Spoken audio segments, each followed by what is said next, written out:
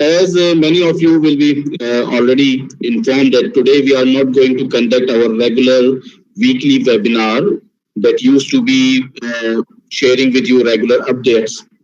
Today we have with us a very special person, one of the pioneers of direct selling industry in Middle East and Asian region.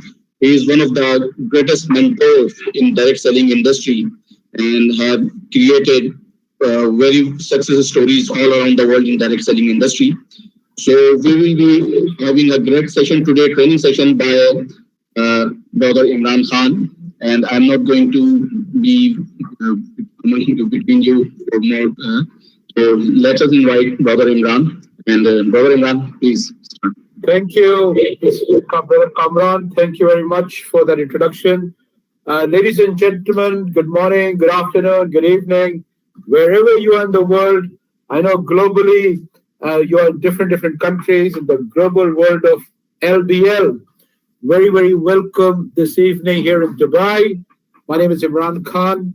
I'm talking to you from Dubai. Ladies and gentlemen, before I start the training session for this evening, I would like to just share with you my story. Some of you may already know my background, or know of me, or even some of you may even know me. But for those of our friends who don't know me, very short introduction. I came across this industry 30 years ago. In 1990, in the center of London, I was invited to a hotel for a presentation. What I saw there blew my mind. I was totally amazed at the whole concept of network marketing. I, at that time, was running my own accountancy practice. I'm a chartered accountant by qualification.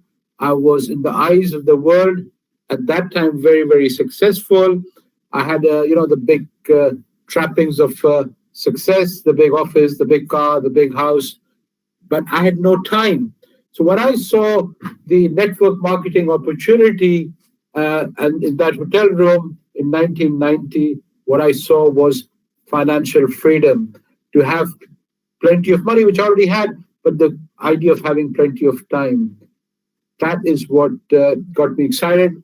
I got enrolled immediately. I didn't understand the industry. I didn't understand the business. I did not understand the system. I was coming from a corporate mindset, a successful corporate mindset. So I thought I knew how to do this business. And what a mistake that was. I blew off my first 100 prospects in the first 3 months. I made so many mistakes. But if I was in any profession making that many mistakes, I would have been thrown out. But this industry is so forgiving, it's so generous, it allows you to make mistakes and allows you to become successful. In the process of learning, you actually earn money.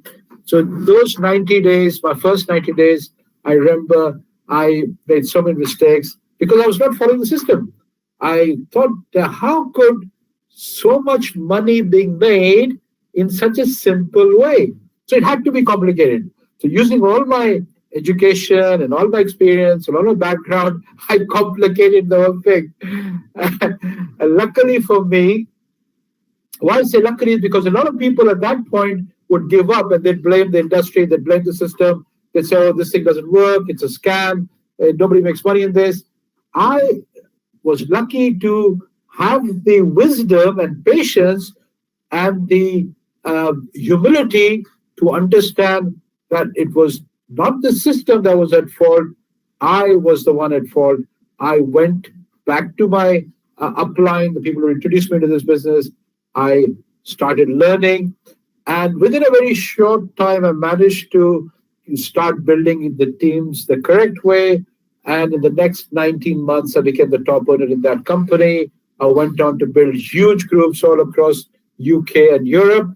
And over the next 6-7 years, I was very busy globetrotting, doing presentations and trainings and just having a fantastic time. In the process, my children started to grow up and we decided that we want to move to Dubai, much more better sunshine, better weather, better climate than the UK. If you are from the UK or if you know about the UK, you know the the wet and the wind and the grey skies.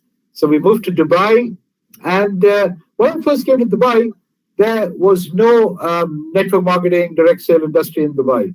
There were a few money games, people, the sort of money change schemes, that kind of thing. And we all know that that's fraud, that's wrong, that's unethical. We stay away from those things. There's a few of those around, and I tried to talk to people and say, no, this is wrong. That's not the way you do it. It has to have a proper product of value. It has to have a fair system for everybody. It doesn't mean just because you come in early, you make more money. The equal opportunity must be there for everyone. So I started teaching people here in Dubai and started developing some groups. And together with a few friends of mine, in 2000, we started a company in Dubai. It was the first regional network marketing company, became the largest company in the whole region. We had a great success. And in 4 years, we were so successful that we actually became victim of our own success. You know how that happens when you become too successful. A lot of people copy what you do. And at that point, we decided to let other people copy what we were doing. And we put a stop to our company. And I went into retirement. I took early retirement from my career. 15 years ago, I went into corporate life, doing traditional business, that sort of thing.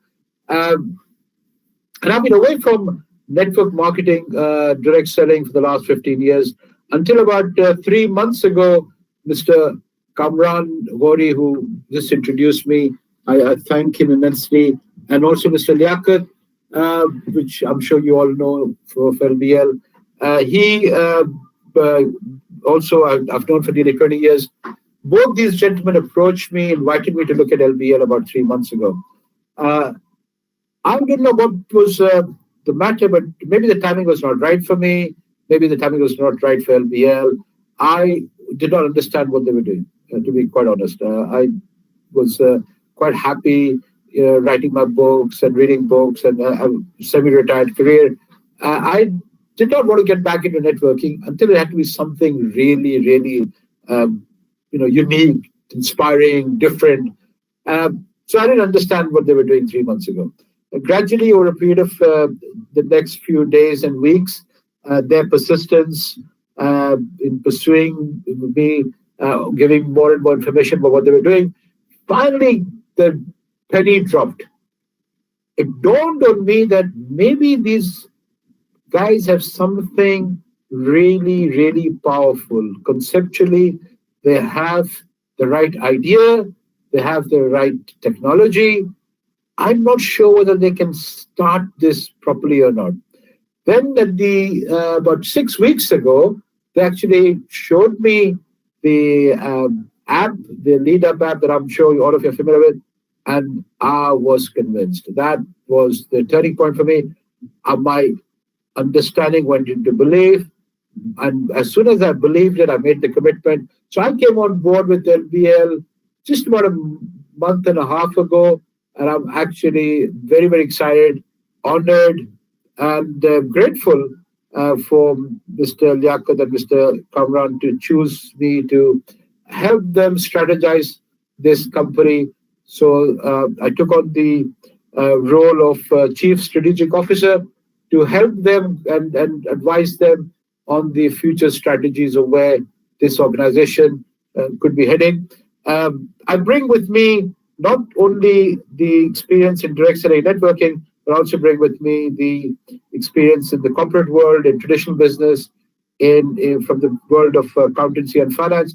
So I've put in all my 40 or plus years of life's experience into this company, and I'm very honored to be given that opportunity.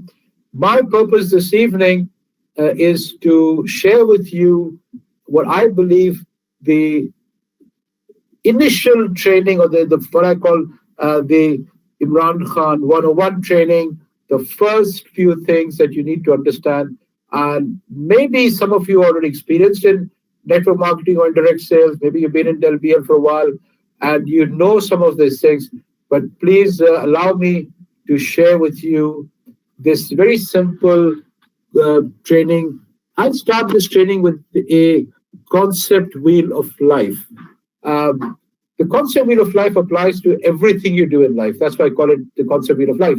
It's not just about LBL, it's about your life. In fact, anything that you do, whether it's your job or business, your personal life, your social life, sports life, religious life, every aspect of your life revolves around this concept. Unfortunately, our schools, colleges, and universities do not teach us this concept, and most people don't understand this. So let me start by saying that the concept wheel begins with understanding. You need to understand what is it you're doing. Why are you doing what you're doing? Only when you understand, and you may need to spend some time in doing that. And remember, it took me a couple of months to understand what LBL was doing. And only when you understand, you will believe. Belief only comes in when you understand something. And that's where we need to spend some time, a little bit of time, to understand and develop that belief. Because only when you believe, you will make that commitment. A commitment without belief and understanding is not a commitment. A lot of people go through life making commitments or making promises, giving their word without understanding and belief. So they never honor that commitment. Okay, to me, commitment means to do the things I agreed to do long after the mood I set it in has left me. Let me repeat that. To do the things I agreed to do long after the mood I set it in has left me. For most people, commitment means I'll do it until something else happens, or I'll do it until the weather changes, or it starts to rain, or it becomes too cold or too hot, or until my friend comes along, or until there's a nice program on television. So people's commitments are usually conditional on something else not coming the way. The real commitment is when it comes from understanding and belief, is you will do it no matter what. When you've given your word is your bond. And when you make that commitment, there is no hesitancy. There is no turning back. And when that happens, when you burn those boats and you say, I am committed, I am going to either reach the top or I'm going to die on the side. When that happens, when there is no hesitancy, providence takes over. The laws of the universe, whatever you believe in, the superpower, God, whichever is your faith, you will see that universal power, greater than all of us, starts to shape your destiny. People, situations, circumstances come to you. So when you're committed, providence will move in your favor. And when you are committed and providence moves, you will take action. Now, in the beginning, it may not be the right action. Okay, like happened with me, the first 3 months in this business, I was taking the wrong action. Okay, I was committed, but I was taking the wrong action. Unfortunately, my commitment did not come from understanding and belief. Okay, so because I was taking some action, I was getting a result. I was getting the wrong results, but it helped me to understand. So when you get a result, whatever that result is, it could be the desired result, or it could be the result that you do not desire. You will get your understanding will improve. As your understanding improves, your belief becomes stronger. You make that commitment become stronger. You will take action based on the understanding, belief, commitment. You will get better results. And as the wheel goes round and round, you will see, ladies and gentlemen, that the more understanding and belief you have, the greater your commitment, the better your action, and the better your results, which lead to better understanding. This is the concept wheel of life. Now, most people in this world take action and get a result. They only work on this last part of the cycle, the action, result, action, result, action, result. Most people go to school, college, university, they get a job, they get a paycheck at the end of the job, the salary. And for most people, they get the salary and the month finishes, or the salary finishes before the month finishes. What I call the too much month at the end of the salary. Most people go and do a job and spend the 40 years of their life till retirement age, and they never ever spend time in the top end of this cycle where they are spending time to understand and believe. So my advice, my suggestion, my talk on this slide is to say to you, take time out, just a little while, try to understand and develop belief in what you're doing. Ask yourself, why are you doing what you're doing? This is the best thing you can do with your life. Whether it's your job, your business, social life, personal life, family life, sports life, religious life, whatever it may be. Okay? Only when you understand and believe, you will make that commitment, you'll take the right action, you get the result, and so on and so forth.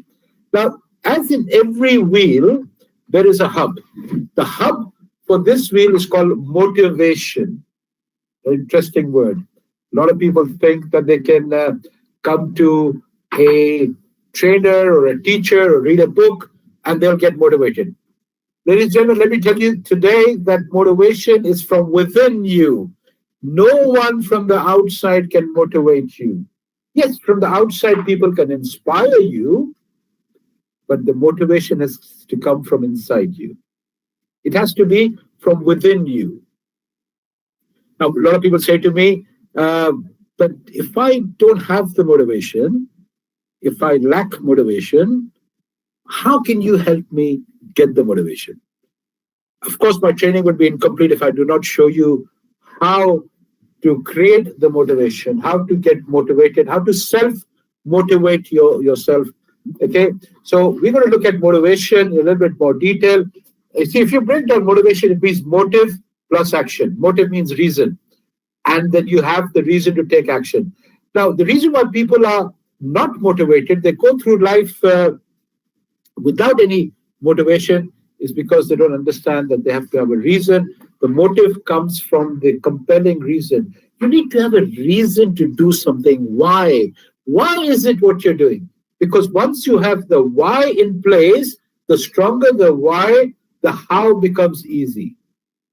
So for most people, they don't understand this. They don't know about this. Our schools, college, universities do not teach us what is compelling reason and how you can use this concept to create motivation.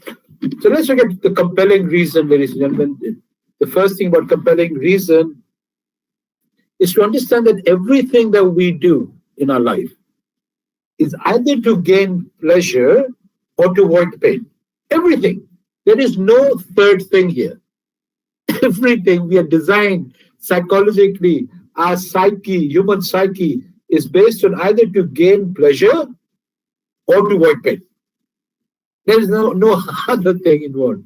Okay, everything you and I do. The reason you are here today is because you feel that you can gain some knowledge, pick up some new information, maybe some tips, and you will become successful. So you are maybe thinking here that I'm going to gain some knowledge, which will give me success, which will give me the pleasure. On the other hand, if you are here because you feel, oh, what if I miss on this training, this knowledge, I will not be successful, and that will be painful. So you are here because you want to avoid the pain of missing out on this knowledge, this information. So, ladies and gentlemen, everything we do is either to gain pleasure or to avoid pain. Interestingly, let me give you an example. People smoke cigarettes, right?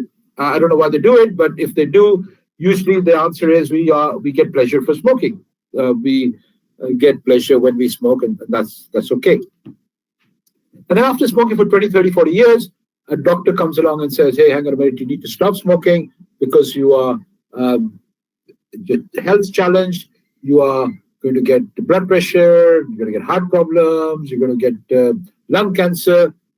And at that point, when the doctor actually says these things, some people, not everybody, some people stop smoking because they want to avoid the pain of those health challenges.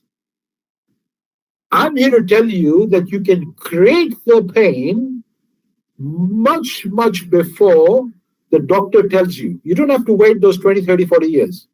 You can create the pain in your mind, and if you associate pain with smoking cigarettes, you will have the motivation, the compelling reason to stop smoking. Does that make sense, right? Simple as that. you associate pain with not doing something or with doing something, and that gives you the motivation. So if you take it in a business sense, if I am uh, willing to do some activity that makes me successful, uh, it's to gain pleasure, because success could mean, big house, big car, big bank balance, great lifestyle, travel, holidays, etc. That's the pleasure part. But if I say, if I don't do this activity, if I don't do this work that I'm supposed to do, and I don't achieve that big house, the big car, the big bank balance, the travel, the great lifestyle, how painful this will be for me. So when you associate pain with not doing that, that becomes your compelling reason, that becomes your motivation. I hope everybody's understanding the concept here. So what you do is, in your mind, you associate pain with a certain activity, and then you want to avoid that pain. Therefore, you will either do that activity or you will not do that activity, because it's to avoid pain. So if you have to, let's take the example of LBL. One of the things we do is we make a list in LBL, right? A list of contacts, and we want to grade those contacts, and we need to sort of select some names. We've got to make a call or send a message, or whatever way we choose to contact those people. Now, you may say, well, I'll do it tomorrow, I'll do it next week, I'll do it next month. If you associate pain with not doing that activity, then what if I do this activity next week and that prospect of mine signs up under somebody else, and that's going to be painful. So I would avoid that. So let me do it today, right now, because I want to avoid the pain of next week. And you associate that in your mind, you build it really high, and you want to avoid that pain. Then it will be easy to do the activity, to make that contact, to invite that person to talk about MBL. Okay, so I hope you understand this. It's a pleasure and a pain, and when the two conflict, when the two clash against each other, the pain element always will be greater. The avoidance of pain will always be stronger. So what we have to do is associate pain with the compelling reason. The compelling reason becomes your motivation. The motivation becomes the hub of the wheel, and we use that to drive the wheel. The stronger your motivation is, the faster the wheel will move. The understanding, the belief, commitment, action, result will go round and round. The stronger your motivation, the faster the wheel is. And all that happens is you have to go and build pain or associate pain with that compelling reason.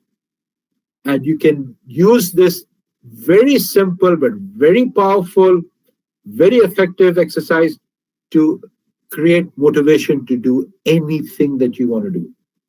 So what I've shown you in the last few minutes is an internal switch that you can turn on and turn off your motivation.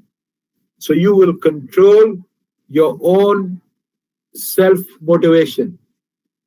And that's the best type of motivation, is when you can actually control it yourself. You can choose when to increase the intensity of your motivation or when to reduce it. It's in your hands. Don't rely on an outside factor to create your motivation. You have your own motivation in your hand.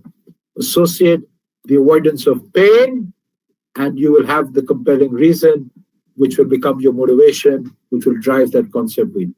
So let's move on to the next section of my talk, which is about attitude. Attitude is a great word. I'm sure everybody's heard of this word. Okay, but let me share with you the alphabets of this word attitude. In the English alphabetical order, A is the first, T is the number 20th, and so on and so forth. I is number 9, U is 21, D, and E. Ladies and gentlemen, if you just add up those numbers, okay, 1 plus 20 is 21, plus 20 is 41, plus 9 is 50, plus 20 is 70, plus 21 is 91, plus 4 is 95, plus 5 is 100. And that's the point here, that attitude is 100%. Do you really think this is a coincidence that when somebody came up with this word attitude, I don't know how many centuries ago, okay, the actual alphabetical system stacks up and counts to 100, which means it's 100%. Attitude is 100%, is everything. Whatever we do, it's about our attitude. You see, the situation, the circumstances will not change, but your experience will change because of your attitude. So your attitude actually determines what experience you'd have from that particular situation or that particular circumstances. You have a glass of water, half full. Most people look at the half empty glass and complain that my glass is only half empty, or my glass is half empty. Why isn't it full? Some people, the people who think positively, the people who are always grateful for what they have, are grateful for the half full glass. So do you look at the half full glass or do you look at the half empty glass? Life is never perfect. No one is perfect. No business is perfect. No company is perfect. Nothing ever is perfect.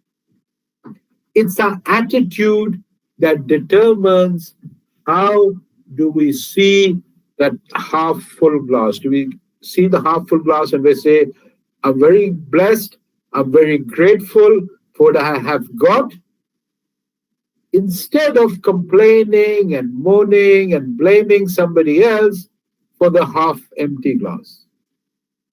See, the circumstances hasn't changed. The amount of water in that glass has not changed. It's just your way of looking at it has changed. And attitude is everything. You've heard about positive attitude.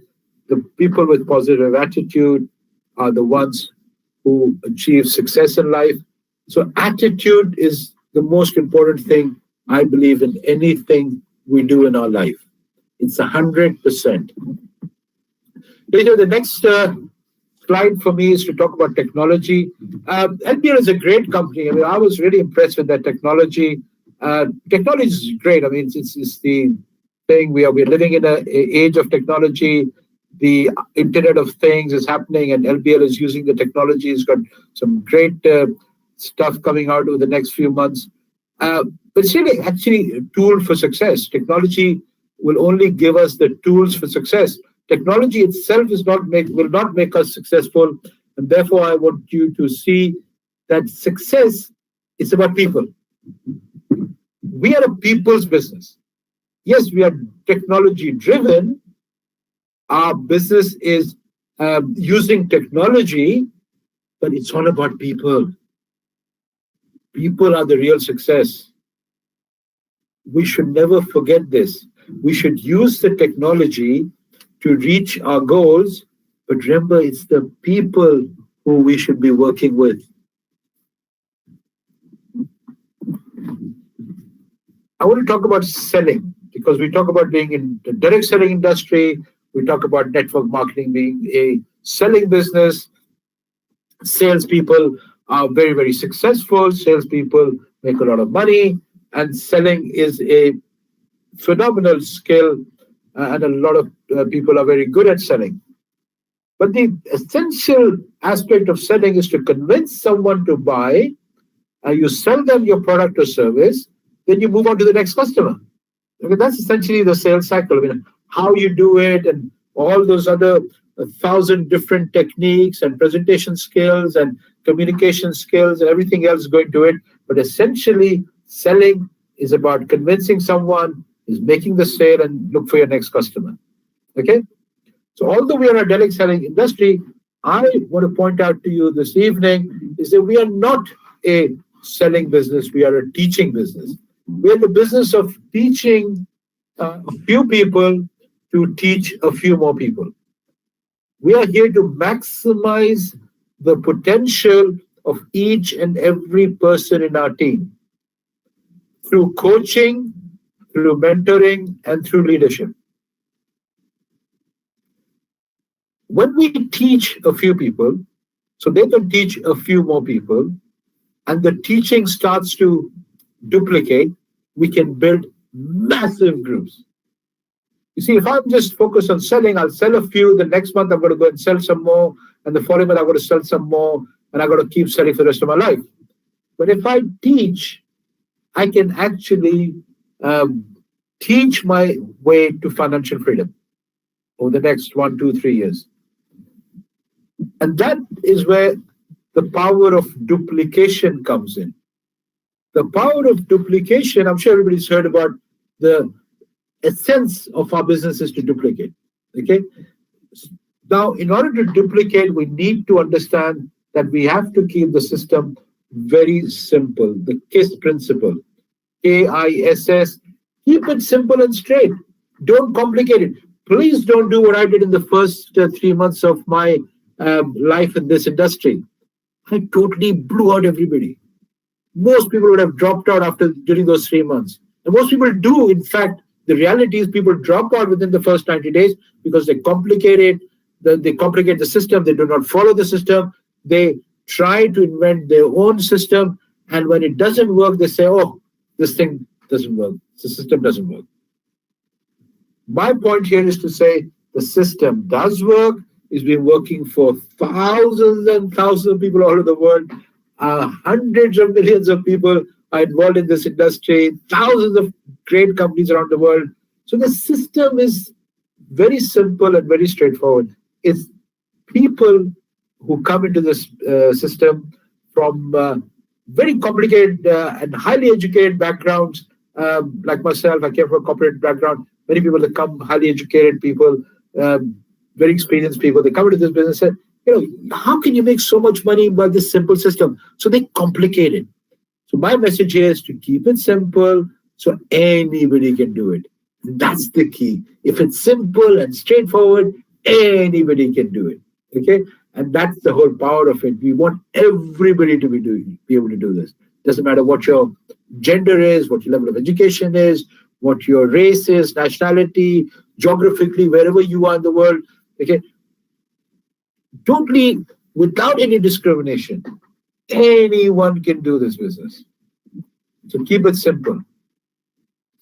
Now, all of us have hundreds of people on the database. Right? These days, WhatsApp and Facebook and social media, everybody's got, if not thousands and thousands, at least a few hundred people. Now, we can't invite all of them at the same time to come and look at LBL. We just won't be able to service them. We won't be able to talk to them. We won't be able to teach them. We'll not be able to train them. So what we need to do is select a few good people, and we need to work with those few good people. So that's why I call it sponsor up. So we are responsible for finding people who are better than us. We sponsor up. Sponsor up means you look for people who are better than yourself. You want to build a team that is better than yourself. Okay, and I have four categories where actually four criteria or categories where I actually grade my list. So first I make my list and then I say, okay, let's look at this person and say, is he or she more ambitious than me? So I use myself as a benchmark on a scale of 1 to 10. So let's say if I'm ambitious on a scale of 1 to 10 at number 7, I want an 8 plus, 8, 9, or a 10. So I want a person who's more ambitious than me. Same thing, I look at business-minded. Is this person more business-minded than I am? I'd like to explain here the difference between business-minded and an employee-minded person, a job-minded person. The business-minded person understands that you need to, invest some time and money. You need to sow the seeds, and you need to nurture those seeds until those seeds start to flourish and become a plant. Then you need to take care of it until it becomes a tree and starts to bear fruit. A job-minded person or an employee-minded person, their mindset is I do the work today, and at the end of the month, I pick up my salary. A job or an employee-minded person wants to trade his time for his salary at the end of the month. A business-minded person has vision, has patience, understands that it takes time to build a business. We are looking for business-minded people. Third criteria that I have are people who have credibility. Credible means if I respect somebody, therefore it means that other people will respect them as well. So when that person joins my business and he calls his friends, they will at least listen to what he has to say because of his credibility, because of his respect. So look for people who are more credible than yourself. They have a huge following, usually. People listen to what they have to say, and they have a very strong chance of a very strong skill, ability, or characteristic that they can invite people who will listen to what LBL has to offer them. Fourthly, is people who are dissatisfied where they are in life. Many people, even though they may be successful people, people who are doing really, really well, uh, in your eyes or the world's eyes, they have the big office, the big house, the big car, the big bank balance, great lifestyle, but inside they're hurting. Like I was 30 years ago. I did not have time. I was so busy running my accountancy practice, I really had no time to enjoy the fruits of my labor. I used to leave home early morning and I used to come home late at night. And my kids would be sleeping in bed when I left in the morning. And when I came late at night, my kids would still be in bed. And there was a time I actually thought kids grew up in bed. So I was that kind of person who, in the eyes of the world, was successful, but inside I was hurting, I was dissatisfied. So look for those kind of people who are successful, but they are maybe dissatisfied. And there are huge amounts of people today who are dissatisfied with where they are in life. Okay, so look for people who are more dissatisfied than yourself. This is what I call the ABCD rule of selecting your prospects. If you find people who are better than you, they will duplicate better than you, and they will build teams bigger than you. And that's what you want. You want your people to become better than you, to do this business in a better way than you. A very important part of duplication is to understand that people do what you do. But most people will not do what you tell them. Most people watch what the leader is doing. You are the leader, you brought them into the business, and if you tell them to do something, they will not follow what you tell them, they will follow what you do. So if you're going to teach something, please also put that into practice. Let your people see what you're doing, how you do it, and only then those people will actually do what you do. I hope that makes sense. I'm now coming to the final slide of my training today. I hope you're enjoying yourself. You're still, I can see the numbers are good, still growing. We still have people coming on board. So, ladies and gentlemen, just some food for thought. As you think about life and about this business, and just life in general. Okay, something to think about. One important key to success, and there's many keys to success. Success is not a one thing; it's just a multiple combo of many things. Okay, one of the important keys to success is self-confidence. Okay, uh, if you are self-confident and you know what you're doing and you know what you're saying, it's your confidence that vibrates across to the other person. It's your self-confidence that the other person believes in what you're saying. Okay, and the key to self-confidence is preparation. Self-confidence does not come by itself. There's no such thing as natural self-confidence. Okay, you're not born with it. You can't read in a book. You can't get a training on it. It only comes through being prepared. So you will become more confident the more prepared you are. I mean, if we take LBL, for example, you have to have the confidence, your self-confidence is because you are prepared to use the product, to understand the product, and when you talk about the product to other people, they know what this product is. Right now, a great product that we have, Lead Up, for example. If you're not using Lead Up, and if you're not prepared to talk about the Lead Up, you will not have the confidence, the self-confidence. For example, I'm just giving you an example. Okay, so whatever you do in life, remember one of the key to success is self-confidence. Okay, when you walk into a room full of people, the way you walk, your body language, your aura, your persona, it's about self-confidence. And that comes because you've prepared yourself for it. Okay?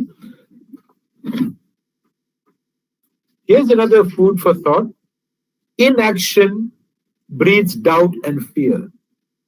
Most people go through life doubting and afraid of success, afraid of failure, fear of failure.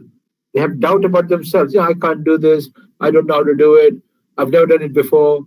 It's the inaction that breeds it. But if you take action, that breeds confidence and courage.